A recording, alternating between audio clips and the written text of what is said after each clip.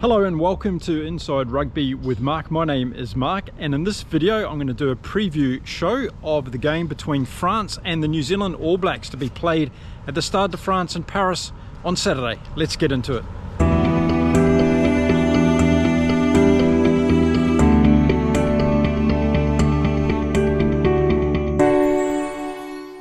Now, over the last two games, the French have had the measure of the All Blacks, beating them in the last two occasions. Prior to that, though, the All Blacks ran in 14 wins in a row against France, and overall the All Blacks have a very conclusive record against France, beating them a total of 48 times versus France's 14 wins against the All Blacks. But it just seems to happen that France pop up every now and again when they're least expected to beat the All Blacks, and they're on a three-peat possibility here this weekend. So is that going to have a big difference on the game? Let me know in the comments. Now, as you would expect at this time of the year, both teams are dealing with injuries, so we'll have to look at what teams they've put out on the field, and we start with France. And looking at the French forwards first, and we'll start off in their front row, and we've got Gros, Malvaka as hooker and Tatafu as the other prop. A good front row, but they're up against the All Blacks, and I think that's going to be an interesting battle. Moving on to the locks, and the French big boys are coming out this weekend. Yes, we're seeing Flamand and we're seeing Meafou. Meafou played last week against Japan. What a beast of a guy he is. And he's going to really bolster it up for the French. It's going to be a really interesting encounter against the All Black locks, this one. So watch the set pieces and those particular areas of play where the locks do get involved. It's going to be interesting to see how these French guys start off in this game.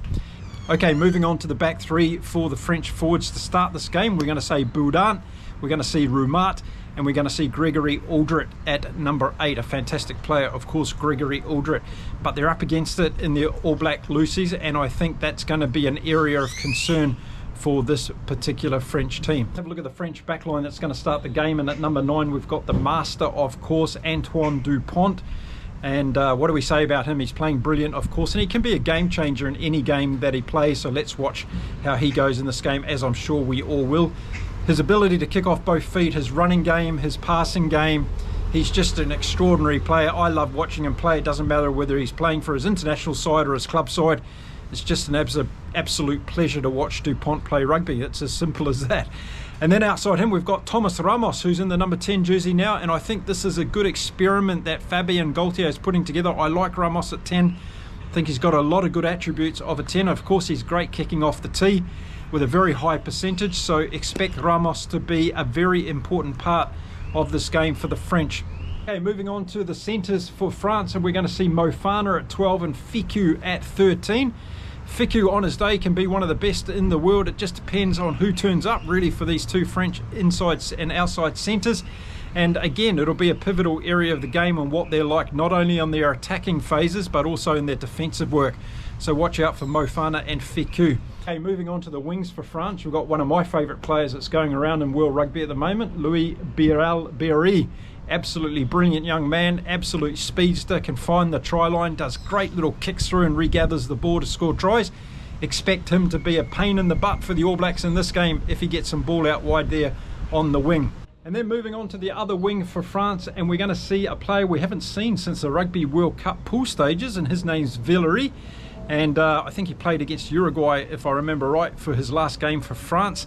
And again, because of injuries, he's in the team. Damien Penaud, of course, is the other winger we usually see for France. A fantastic winger. Him and Biral-Berry have been terrorising defences for a while now. But Villery is going to get his chance. And then at fullback, we're going to see Romain Bourros come in for France. And again, a little bit of an unsettled backline for France in this particular game. So there we go. That's the starting 15 for France. Now let's have a look at their bench and see what they're going to bring on in the back end of this game. So let's have a look at the forwards that are going to come off the bench for France, and I think Fabien Galthié has really beefed up his bench here. Going to want to take the All Blacks on in the second half in the forwards. That's really interesting to see if he can get some dominance there. And we're going to see the likes of Marchand come off the bench, Wardy, Henri Colombert, Théo Fanua, Gillard and Olivon. So a very good bench there for France indeed.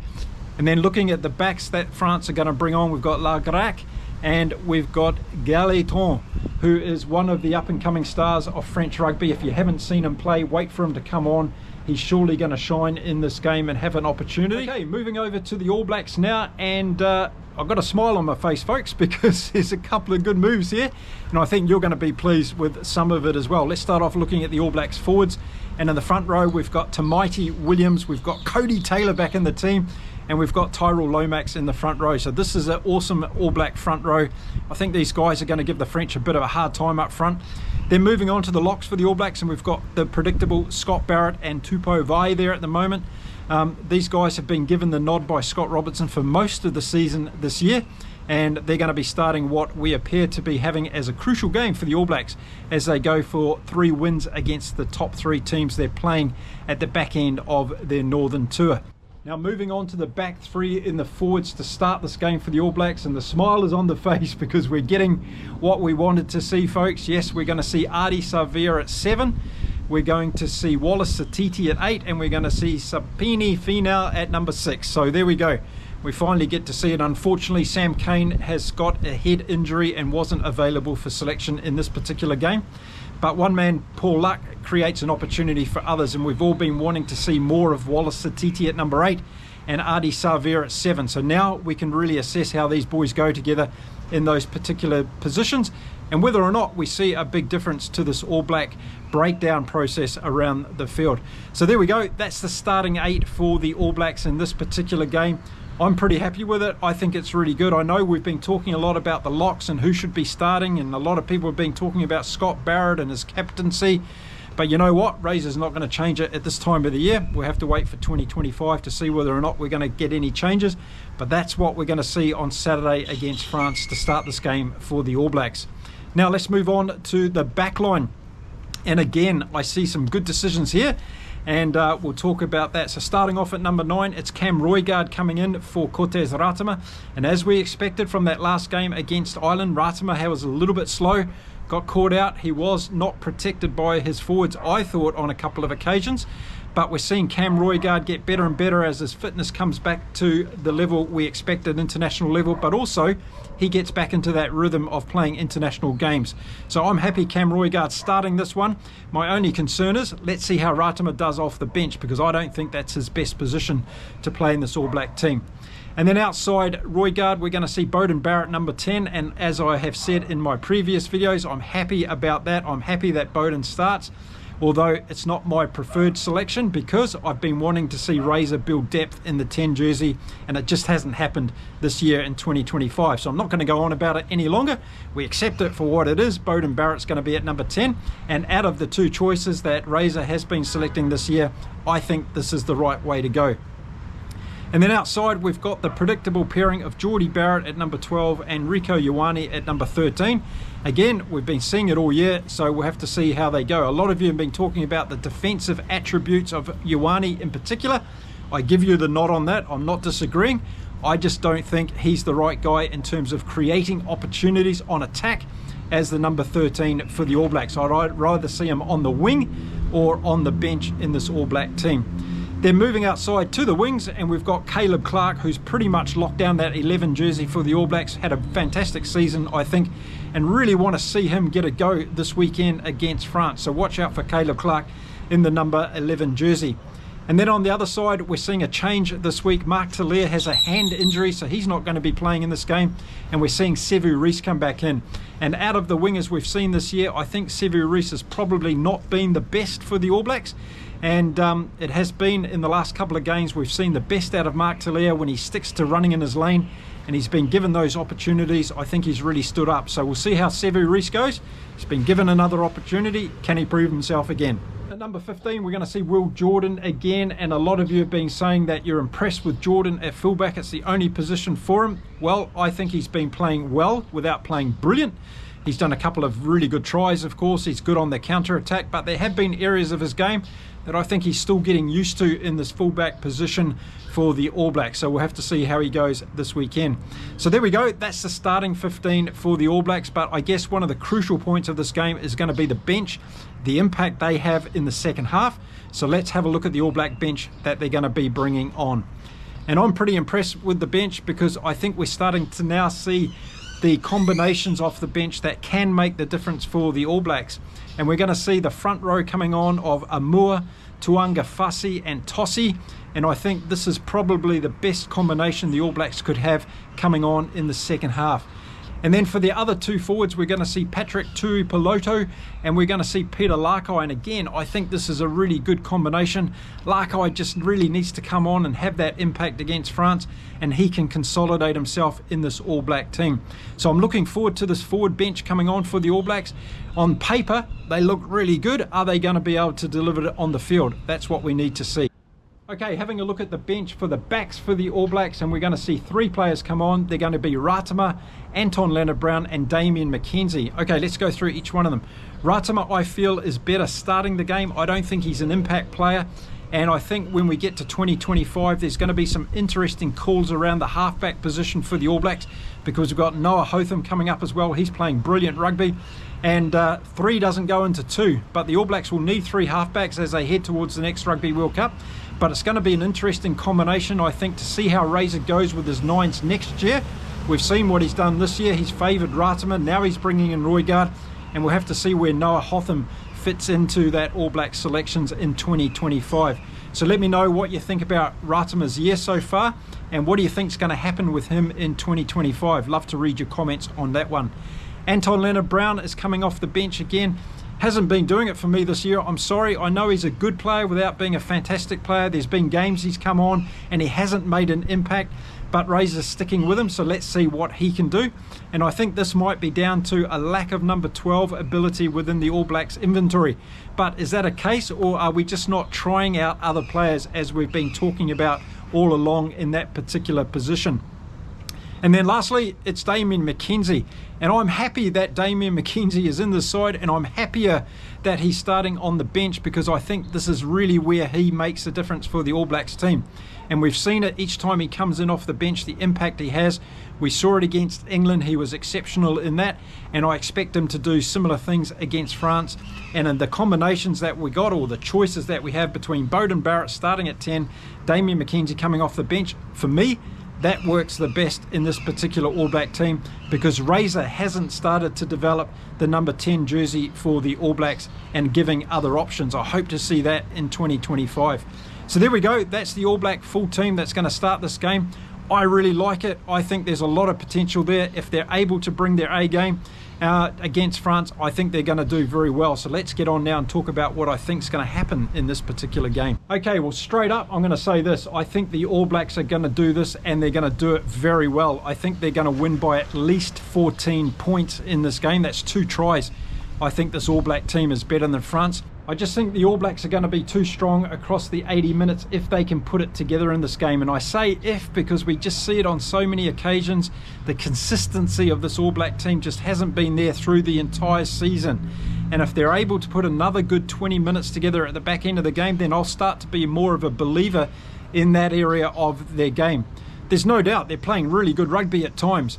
And I think it just comes down to those split-second decisions, I should say, in certain times of the game where they've just been a little bit underwhelming at times. But I think this weekend, I think the forwards, I'm really impressed with the forward pack the All Blacks are putting on the field to start the game.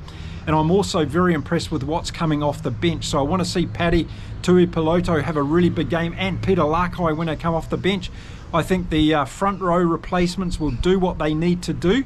And I'm really thrilled to see Cody Taylor back in this team as well for the All Blacks. So up front, I think the All Blacks are going to shine in this game. Wallace Satiti, Adi Savia and Finau have a great opportunity to dominate the French in the breakdowns. And I think that's an area of the game that's going to be really important for the All Blacks. If they get in there and they're able to win those breakdowns convincingly, then it's going to be allow this back line to get away and do what they can do. Again, we're going to be looking for Geordie and Barrett and Rico Ioane to make a difference on the tack when it comes to the All Blacks' innovation and creativity. There's no doubt we've got the finishers in Caleb Clark, Sevu Reece and Will Jordan if the All Blacks are able to create plays to enable those boys to get away. Will it be a kicking game from France? Will they go to the forwards and try and get Thomas Ramos and Duponts to put pressure on the All Blacks under kicks? That could be a way that they go in this game. Try and put the All Blacks back in their own territory, go for set pieces with these big French forwards, and then with the 6-2 split, try to put pressure on in the second half. So this could be a territorial game from France until they get into the All Blacks territory, where they can then start to open up and go for tries. But I expect France are going to play this a little bit more smarter than what they usually do when it comes to their forwards. I think they're going to try and get some form of dominance. Don't forget, Flamand and Mifu are huge guys, and they can actually get in there and win some ball for France. So the lineouts are going to be really important, as are the scrums. We're expecting a dry day in Paris for this particular game. It's going to be cold, but they should give it both teams an opportunity to run the ball without it being too slippery. Let's hope that is the case. I'm expecting the All Blacks to turn around their latest form against the French and have a win in this game, and do it quite comfortably. I think the French could fall away in the second half if the All Blacks really get a roll on, and if the All Blacks come out of the gate and score a couple of quick tries, then it could be all on in this game. If the French can bring the crowd in the game by having a good 20 minutes in the first half, that could put the pressure on the All Blacks a little bit. And if we see Antoine Duponts really getting into the game and doing some brilliant individual stuff, again, that can be a game changer for France. But I don't think Duponts is going to be good enough to beat the All Blacks by himself, and that's basically what it's coming down to for me.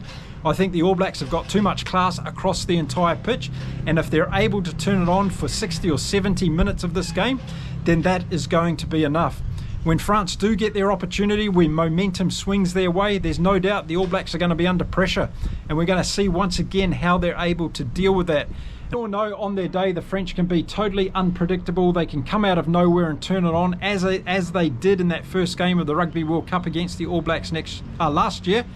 But I think the fact that this All Black team have had all these games under their belt, they know the system now that Scott Robertson wants them to play, and they're starting to execute that at a higher and higher level. So I'm expecting that's going to be the major difference in this game. I think France are still kind of in the rebuilding stage. They haven't worked out a lot of positions. They've been hit by injury for this game, and I think at the end of the day, that's going to be one of the major differences. So let me know in the comments how you see this one going between France and the New Zealand All Blacks at the Stade de France on Saturday.